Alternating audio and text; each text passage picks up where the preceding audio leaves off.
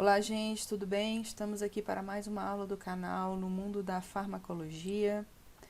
Vamos iniciar a partir desse vídeo a aula sobre anti-inflamatórios.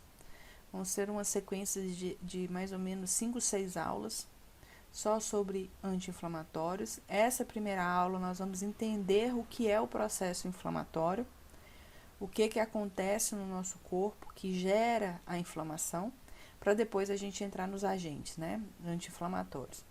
E para quem não me conhece, eu sou a professora Priscila, sou PhD em farmacologia e nesse canal, No Mundo da Farmacologia, a gente tem o intuito de trazer para vocês vídeos onde eu tenho temas únicos e curtos, né? São vídeos curtos com temas únicos para facilitar a aprendizagem e o entendimento de vocês.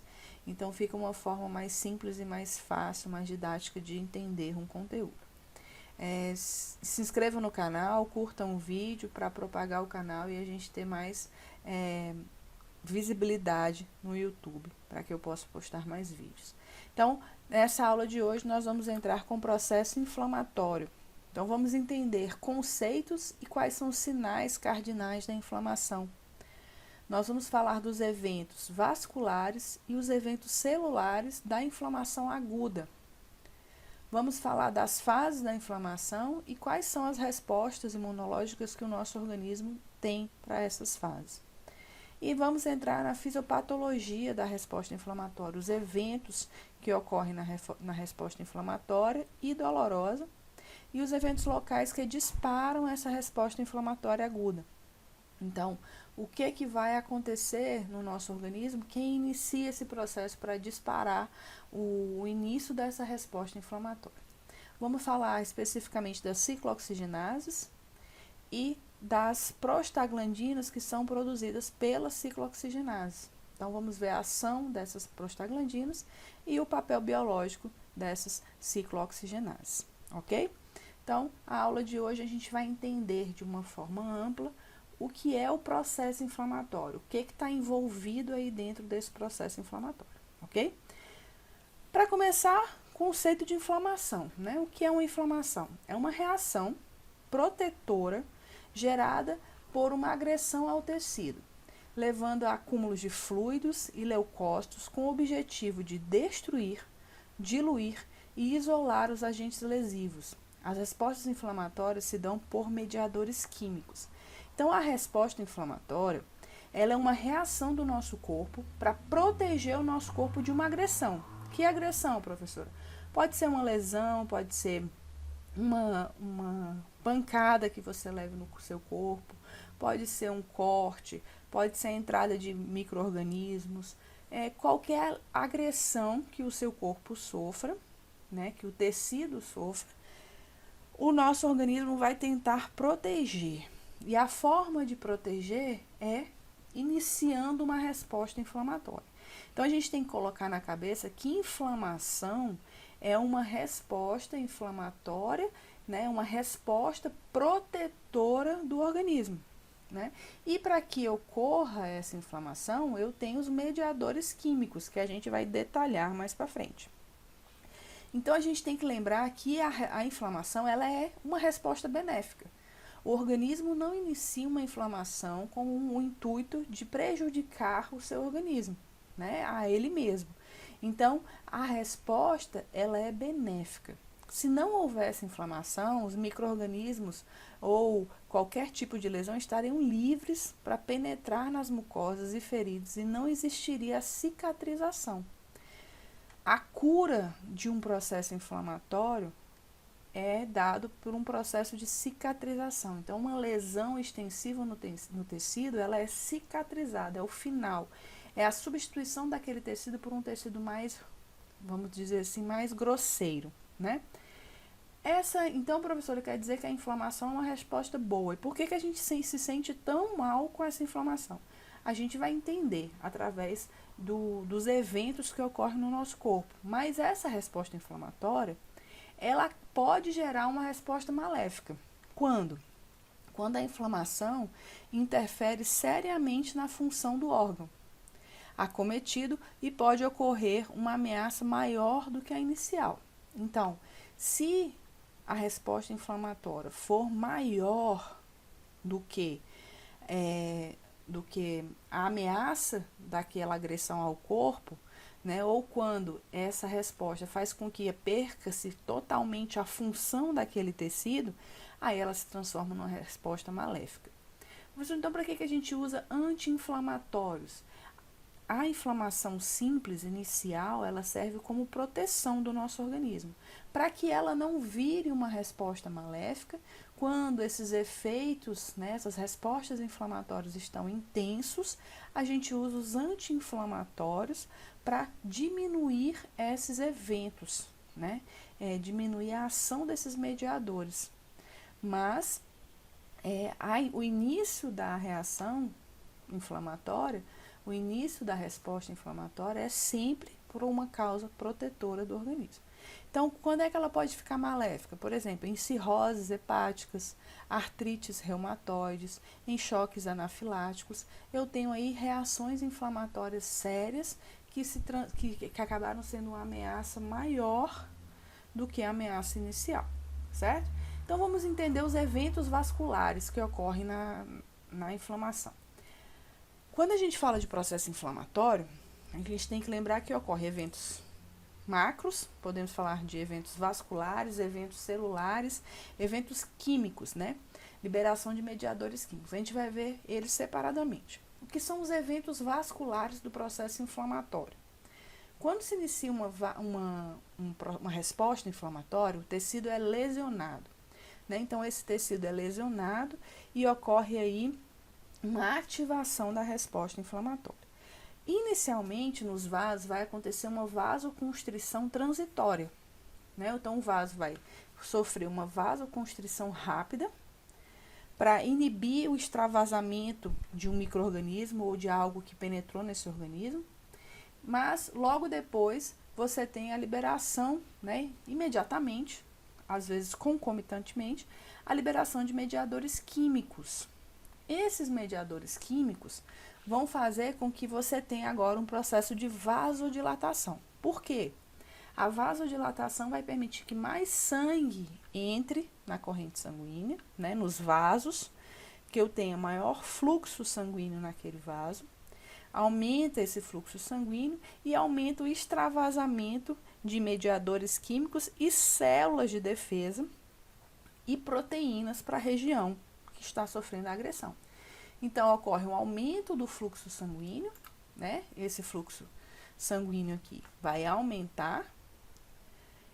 Eu vou ter aí um extravasamento de proteínas que vai sair do plasma, do fluxo sanguíneo, né? Do plasma para a região onde foi agredida.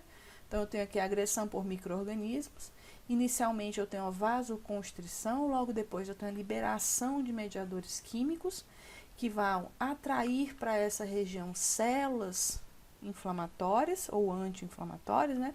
Células que vão, na verdade, são células pró-inflamatórias que vão iniciar o processo inflamatório, vão atrair para essa região macrófagos, células dendríticas que vão iniciar esse processo de reconhecimento do agressor. Aí a gente tem um aumento do fluxo nessa região, ocorre uma vasodilatação por causa da liberação de altacoides, que são substâncias relacionadas à resposta inflamatória, que vão estar em qualquer tipo de resposta inflamatória. Causa um processo de vasodilatação, aumenta o fluxo sanguíneo. Esse aumento do fluxo faz com que proteínas plasmáticas sejam extravasadas e líquido também, e cause um edema na região, e a gente tem a migração aí de células, né? Então, de neutrófilos, leucócitos, né? Temos migração de células para a região e macrófagos que vão iniciar o processo inflamatório. Já que a gente falou de neutrófilo e macrófago, né? Elas fazem parte inicial dos eventos celulares. Então, inicialmente, o que acontece? O organismo sofreu a ação de, vamos dizer, a agressão de bactérias, né? Então, penetrou bactérias nesse organismo. Inicia-se aí um processo de vasodilatação, liberação de mediadores químicos que vão fazer, né, os altacoides, que vão permitir uma vasodilatação, extravasamento dessas proteínas para a região e a migração, né, eles vão ser quimioatraídos dos neutrófilos. Então, os neutrófilos são os primeiros a migrarem da circulação para o tecido que foi atingido. Essa migração, ela ocorre através de agentes quimiotáticos, né?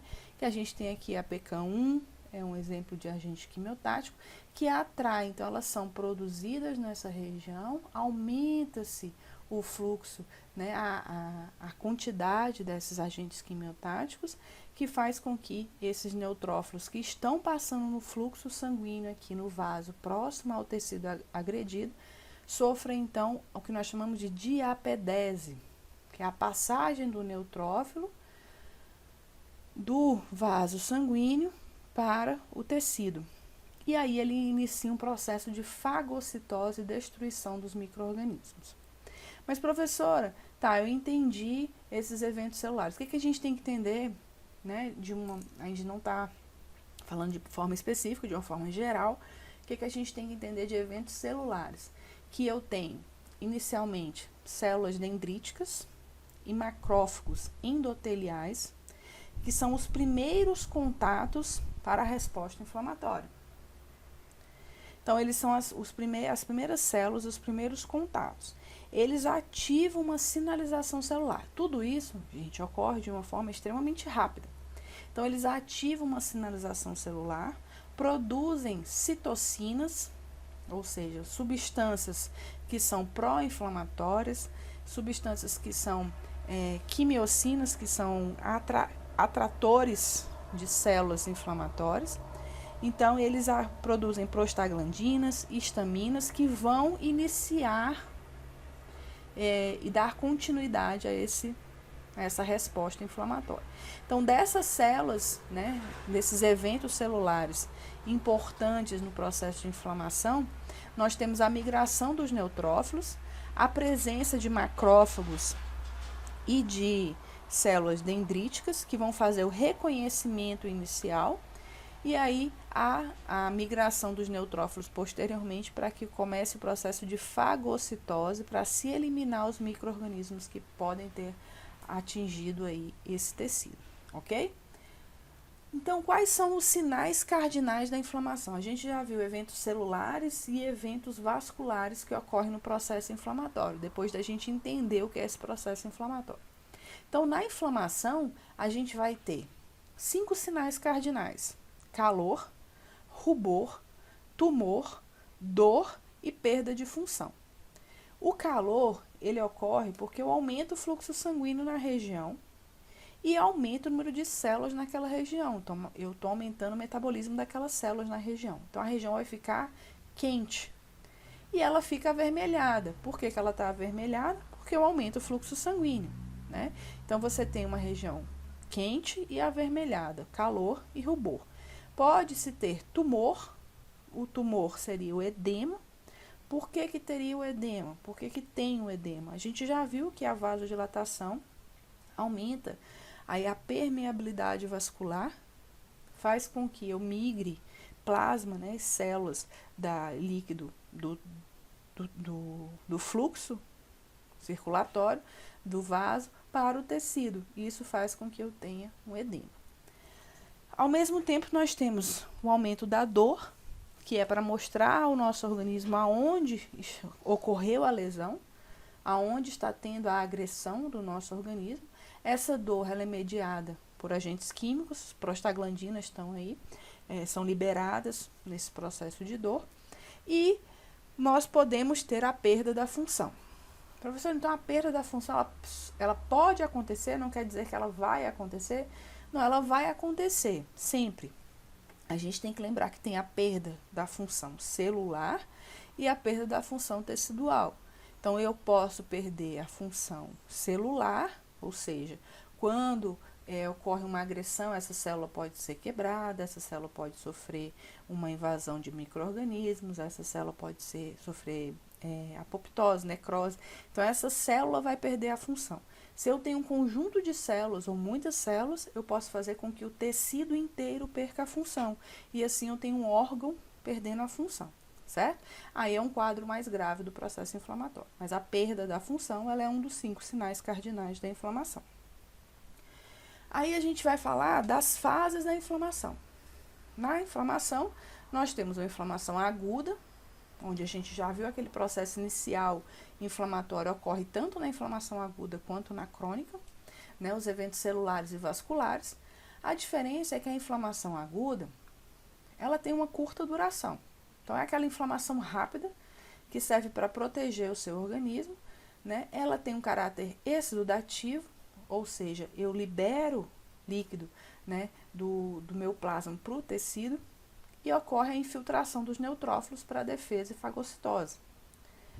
Se essa inflamação aguda ela não regredir, ou seja, ela não melhorar, a gente passa para um processo de inflamação crônica, onde eu tenho uma longa duração desse processo inflamatório, já tem presença de células como linfócitos e maior concentração de macrófagos. Ah, professor, mas tem macrófagos na aguda? Tem, os macrófagos endoteliais, não é migração de macrófago. A gente tem migração de neutrófilo, mas aí eu já tenho uma quantidade maior de macrófago na crônica. E angiogênese, formação de novos vasos. Por que vai ter angiogênese na inflamação crônica? Porque você tem a necessidade de ter mais sangue chegando naquela região para que mais células, mais mediadores químicos estejam chegando naquela região para tentar reverter o processo, né? Tentar reverter a agressão que aquele tecido sofreu, que aquela célula sofreu. Junto com isso, concomitantemente, nós temos as respostas imunológicas. Então, o nosso corpo tem uma resposta imunológica inata, que é aquela natural do nosso organismo, né? Que é a liberação de altacoides, né? Que eu já falei para vocês que são substâncias que são produzidas para resposta inflamatória em qualquer tipo de agressão, para qualquer agente. Uma contração das arteríolas, formação de edema, exudação local rica em mediadores químicos. Então, formação ali do tumor, do edema, e essa exudação é rica em mediadores químicos que vão atrair mais células para a região. Então, essa imunidade inata, ela vai ocorrer no processo naturalmente, num processo inflamatório, agudo e crônico. Nessa resposta imune inata, nós vamos ter a ação aqui, que nós chamamos de PAMPs. São padrões moleculares associados a patógenos. Esses PAMPs, eles são reconhecidos por receptores específicos, que nós chamamos de receptores de reconhecimento padrão. Esses receptores de reconhecimento padrão, que são os Toll-like, eles vão reconhecer esses PAMPs, são padrões moleculares associados a patógenos, né, ou DAMPs, associados a danos, e eles vão, então, iniciar uma sinalização celular. Para que aí, então, nós temos a liberação das citocinas, das quimiocinas, e inicia aquele processo que a gente já viu dos eventos celulares. Na resposta imunológica adaptativa, ela vem com um processo de ativação de células, que nós chamamos de células competentes. São células mais específicas contra possíveis patógenos na inflamação. Então, numa resposta imunológica adaptativa, eu tenho a possibilidade de formar anticorpos específicos para tentar combater aquele agente agressor, ok? Então, nós temos inflamação aguda e crônica. A inflamação aguda de curta duração, exudativa com infiltrado neutrofílico. A crônica de longa duração, nós já temos mais células específicas que corresponde a uma resposta imunológica adaptativa. E nós temos aqui a angiogênese. E na resposta imunológica inata, nós temos a inflamação aguda, né? Então, a liberação de altacoides, formação de edema, de exudato, ok? Nesse processo de resposta inflamatória aguda, como é que ocorre? Então, a gente tem os PAMPs, que eu falei para vocês, que são padrões moleculares associados aos patógenos, que eles desencadeiam a liberação das citocinas. As citocinas são as substâncias responsáveis por iniciar o desencadeamento de uma resposta inflamatória no organismo. As principais e liberadas mais rapidamente, nós temos interleucina 1 e o TNF-alfa, né? Então, eles são liberados pelas células endoteliais, né? Eu tenho células dendríticas e macrófagos locais endoteliais que vão expressar, né? Essas células dendríticas, esses macrófagos vão expressar aí esses receptores de reconhecimento padrão que vão reconhecer esses pumps e vão aí liberar essas citocinas. Uma vez elas liberadas na corrente sanguínea, eu tenho aí a aderência no endotélio de fagócitos, que vão iniciar, então, né, elas vão quimioatrair células fagocíticas, que vão iniciar aí uma atração de células que vão fazer a fagocitose. Quem são essas substâncias? Essas quimiocinas. Então, eu tenho C5A, leucotrieno B4, IL-8, o PAF. Então, são substâncias que vão ser liberadas, né, são geradas, liberadas e vão atrair os fagócitos. Quem são os principais fagócitos atraídos na inflamação aguda? Os neutrófilos. Nós temos os macrófagos endoteliais, mas os neutrófilos são os principais e estão em maior quantidade. Eles iniciam, então, o processo de fagocitose dessas bactérias, né, que produzem aí mais substâncias que vão ajudar nesse processo de sinalização, como as opsoninas, C3b, imunoglobulina G, e eles acabam mediando o ataque dos neutrófilos, né? E aí eu tenho um mecanismo bactericida, ou seja, de morte dessa bactéria por fagocitose, ok?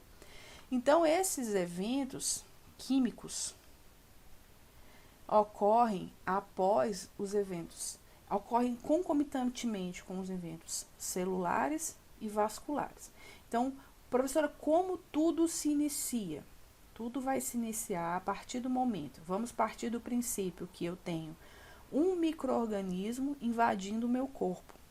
Então, nesse tecido de invasão, esse micro-organismo vai ser reconhecido por um receptor que está ali presente nos macrófagos endoteliais, em células dendríticas.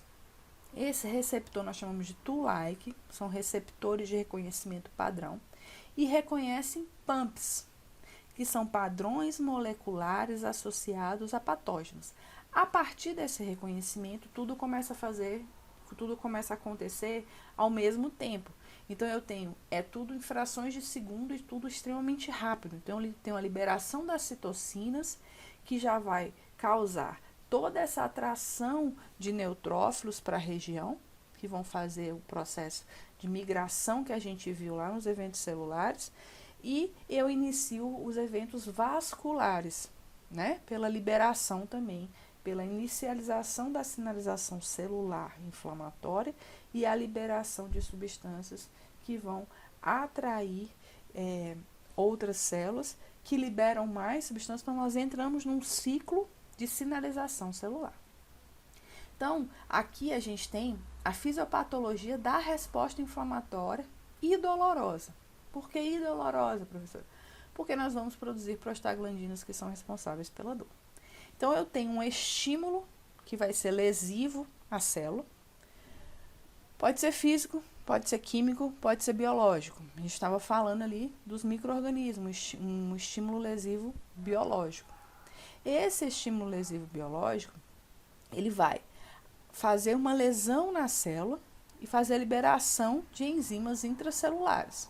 Então, ele quebra a célula, lesiona. Essas enzimas intracelulares vão agora sinalizar que aquela célula sofreu uma lesão. Eles vão fazer a ativação do sistema complemento. O sistema complemento vai ativar outras substâncias durante o processo da inflamação. Eles liberam e ativam mediadores endógenos, que nós chamamos de cininas. Então, histamina, prostaglandina, serotonina, ativam mediadores como os peptídeos, angiotensina, substância P, bradicinina, causam acidose tecidual e produções de íon potássio e hidrogênio. Ou eles mudam o pH aqui da região.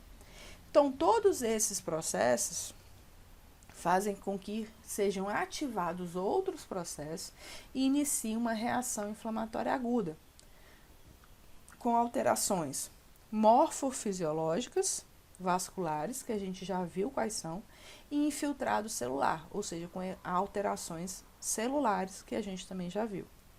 Então, ocorre uma sensibilização seletiva por substâncias que nós chamamos de algésicas, né, que são substâncias que causam dor durante a inflamação, bradicinina, serotonina e prostaglandinas. E esse processo, ele pode ser agudo e levar a um processo de resolução, sozinho, ou ele pode cronificar, ok? Então, ele pode levar para um processo de cronificação ou resolução. Quando ocorre essa lesão na célula, né, então a célula sofreu uma lesão, eu tenho aí a fosfolipase A2, né, então eu tenho uma liberação de enzimas celulares que vão fazer esses eventos, né, celulares serem ativados. Quem são essas enzimas? Fosfolipase A2 quebra fosfolipídios em ácido araquidônico.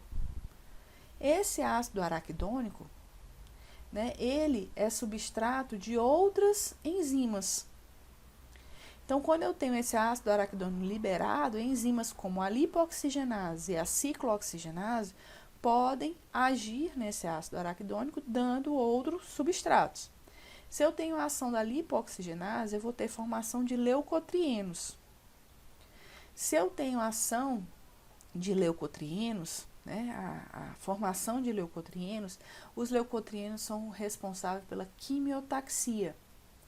Então, aquele processo lá que eu falei que vão quimioatrair substâncias, né, células para a região, células inflamatórias, fagocíticas para aquela região, os leucotrienos são responsáveis. Como é que esses leucotrienos foram liberados? Pela ação da lipoxigenase, que degradou o ácido araquidônico, que é resultado da degradação da fosfolipase A2 nos fosfolipídios naquela célula que sofreu uma lesão, certo?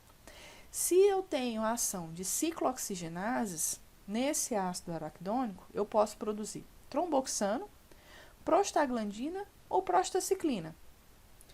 O tromboxano está envolvido aí no processo de agregação plaquetária, as prostaciclinas também em processos inflamatórios que a gente vai ver mais adiante, dolorosos, e as prostaglandinas nós temos elas sendo responsáveis tanto pela agregação plaquetária, como por processo de dor, vasodilatação e febre. Então, lá os sinais cardinais da inflamação que a gente viu. Então, as prostaglandinas fisiológicas, quando elas são produzidas, né, e eu tenho a ação da COX-1, ciclooxigenase 1, eu tenho aí dor, vasodilatação e febre. Se eu tenho a COX-2 agindo, eu tenho agregação plaquetária. Vamos já entender mais sobre isso. Essa ciclooxigenase é onde a gente vai se deter mais, ok? Porque é onde os anti-inflamatórios agem, né? A gente vai estudar os AINES e depois os COXIBs, que são específicos inibidores da ciclooxigenase. Então, vamos nos deter aqui na ciclooxigenase. Nós temos dois tipos de ciclooxigenases. A COX-1, que ela é dita constitutiva. O que quer dizer que ela é constitutiva? Quer dizer que ela faz parte deste tecido, independente do que está acontecendo no tecido. Então, constitutiva no estômago, nos rins, plaquetas, útero, sistema nervoso central. Esses tecidos têm uma quantidade significativa de COX-1 presente nesse tecido. Então, quer dizer que esses tecidos, quando lesionados, né, a COX-1 já inicia aí o processo de quebra desse ácido araquidônico e formação aí de prostaglandinas, ok? A COX-2, ela é mais induzida do que constitutiva. Como assim, professor? Ela é constitutiva somente no rim e no sistema nervoso central. Então, nos rins e no sistema nervoso central, eu tenho COX-2 de forma constitutiva, ou seja, ela já está presente nesse tecido, independente do tecido ser agredido ou não, eu tenho uma quantidade fisiológica de COX-2. A COX-2, ela é induzida em outros tecidos. O que quer dizer? Que quando esses tecidos são agredidos, elas são produzidas em uma quantidade maior. Nos macrófagos, linfócitos, polimorfos nucleares e no endotélio. Então, nessas células, nesses tecidos, elas vão ser produzidas quando se ocorre um processo de agressão, ou seja, ela é induzida nesse processo. Então, essas COX-2 produzem as prostaglandinas, que a gente viu. E nós temos uma infinidade de prostaglandinas. O que vai diferenciar? O tecido que está sendo agredido e a presença da prostaglandina sintase, que vai quebrar essa prostaglandina produzindo outras. Ou seja, o ácido araquidônio, né, eu tenho a formação do ácido araquidônio, a COX-1 e 2 pode agir aqui nesse ácido araquidônio, formando, por exemplo, prostaglandina G2.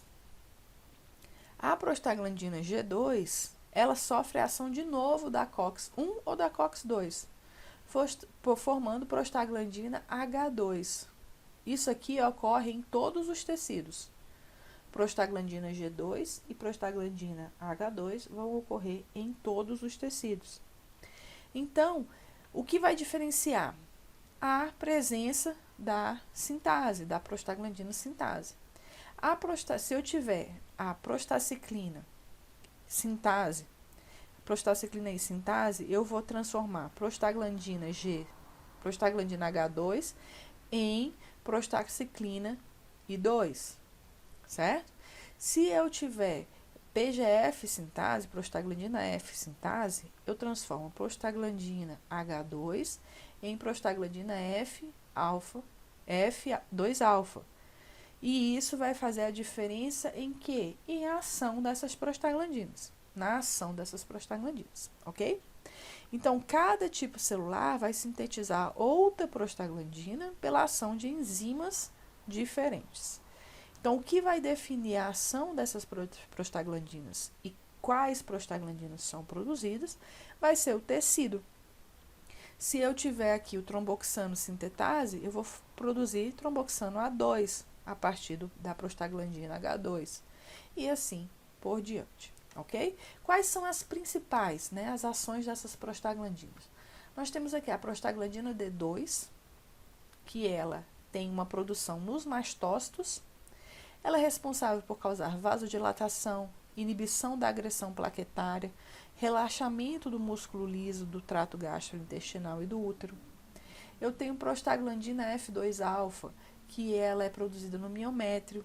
Então, ela é responsável pela contração do miométrio, pela luteólise, que é a quebra do corpo lúteo, e por broncoconstricção. Eu tenho a prostaciclina I2, que ela é produzida no endotélio, responsável por vasodilatação, hiperalgesia, que é o aumento da sensibilidade à dor, inibição da agregação plaquetária, liberação de renina, natriurese. A prostaglandina E2, produzida no pulmão e nos macrófagos, também é responsável por fazer vasodilatação, hiperalgesia, febre, proliferação celular. E o tromboxano A2, produzido nas plaquetas, função trombótica de agregação plaquetária, vasoconstrição e broncoconstrição, ok? Então, quais são os papéis biológicos da COX? Né? Por que elas têm que ter um papel biológico? A gente já viu que no processo inflamatório, a COX-2 é induzida, né, aí para a formação de prostaglandinas. E por que elas existem constitutivamente? Eu tenho a COX-1 constitutiva com o efeito, né, a prostaglandina E2, no efeito de citoproteção, né, produzindo prostaglandina E2 com o efeito de citoproteção do trato gastrointestinal. O que é isso? Essa prostaglandina E2, que é formada pela COX-1 constitutiva no trato gastrointestinal, aumenta a secreção de muco e diminui a secreção do ácido gástrico. Então, ela diminui a HCl, aumenta o muco que protege a parede do estômago e ela tem uma citoproteção no trato gastrointestinal. A produção de tromboxano A2, né, ela faz a agregação plaquetária e a antiagregação, através da produção da prostaciclina. Mas, professora, são efeitos contrários, exatamente para se manter o equilíbrio. A COX-1 está estimulando tanto o tromboxano A2, quando há necessidade de agregação plaquetária, né, tá produzindo tromboxano A2, como ela está produzindo prostaciclina, tendo o papel de antiagregação plaquetária. No processo de dor e de inflamação, eu tenho prostaglandina E2, F2-alfa, prostaciclina e prostaglandina D2. Então, eles são os responsáveis por processos de dor e inflamação. Na função renal, eu tenho a COX-1 liberando prostaglandina E2, prostaciclina, prostaglandina F2-alfa, ajudando aí na função renal. E na contração uterina, nós temos prostaglandina F2-alfa, ajudando aí na contração desse miométrio, como a gente já viu. A COX-2 constitutiva, que é aquela que está presente lá no sistema nervoso central e nos rins, né? No rim, a função renal dela é a produção de prostaglandina E2, prostaciclina e prostaglandina F2-alfa. Na transmissão nervosa, eu tenho prostaglandina E2 e prostaglandina D2. E a importância da COX-2, que ela pode ser induzida. Então, num processo de agressão tecidual, a COX-2 pode ser aumentada a sua produção, para que possa ter maior algesia, né, produção, e uma hiperalgesia, produção de dor e inflamação, através da produção de prostaglandina E2, prostaglandina F2-alfa, prostaciclina e prostaglandina D2. Então, as COX têm uma ação importantíssima no processo de desenvolvimento, né, no desenvolvimento desse processo inflamatório. Nós vimos que ocorrem eventos celulares, eventos vasculares, eventos químicos, né, com a liberação de enzimas, com a liberação de quimiotáteis, né, quimiotáxicos, substâncias que vão atrair outras células ou outras substâncias, liberação de citocinas, altacoides, eicosanoides, que são ácido araquidônio, né? Então, tudo isso ocorre assim que o organismo identifica o processo de agressão.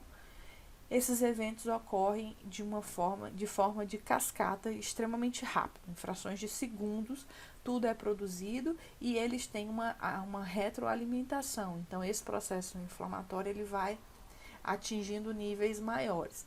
Inicialmente, esse processo é de proteção, então você tem uma resolução, essa inflamação aguda, uma resposta imunológica inata, vai gerar um processo de resolução e finalização do processo inflamatório, ou ele pode permanecer e continuar tendo uma resposta imunológica adaptativa e uma inflamação crônica, ok? Então, a gente finaliza aqui o processo inflamatório. Eu espero que vocês tenham entendido. Não me aprofundei muito, falei só de uma forma superficial.